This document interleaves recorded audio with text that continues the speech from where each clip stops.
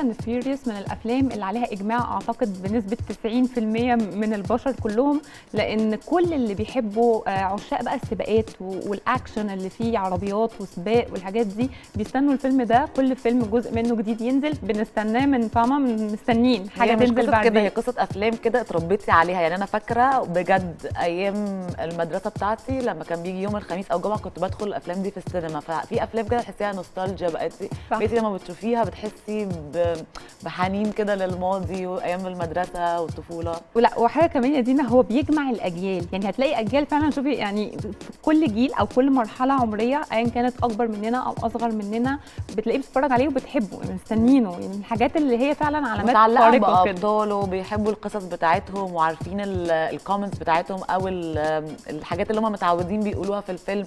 ليها لهجه برضو فاست اند فيوريوس. انا بالنسبه لي اصلا ان الفيلم يكون له جزء عاشر، هم اعلنوا ان هيكون في جزئين تانيين. يعني الجزء العاشر هيبقى قصه لوحده منفصله، وبعد كده قصتين متصلتين هتبقى الجزء ال11 و12، وبيقولوا ده هيبقى اخر جزء.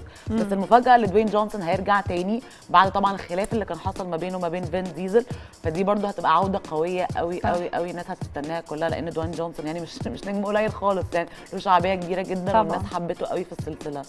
كمان ان هم يختاروا ايطاليا ان هم يصوروا فيها مشاهد كتير، ده اعتقد كمان تقدير منهم لايطاليا وحبهم ليها. يعني دي برضو كانت من الحاجات المميزه في الجزء العاشر بتاع فاست اند فيوريوس. ده غير بقى ميزانيه الفيلم ان بيقولوا لا تخطت ال 300 وحاجه مليون دولار، 340 حوالي. ده ميزانيه كبيره جدا. بس طبعا يعني افلام زي دي اللي فيها الاكشن والمطاردات وقلب العربيات والحاجات اللي الناس بتحبها، الاكشن الكتير ده طبعا تكلفها بتبقى يعني بتعدي، لانها عشان تعمل حلو بالظبط يعني.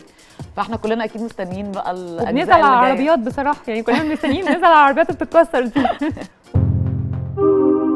اشترك في باقات واتشت الشهريه بتبدا من 14 جنيه و99 قرش، وباقات سنويه تبدا من 150 جنيه.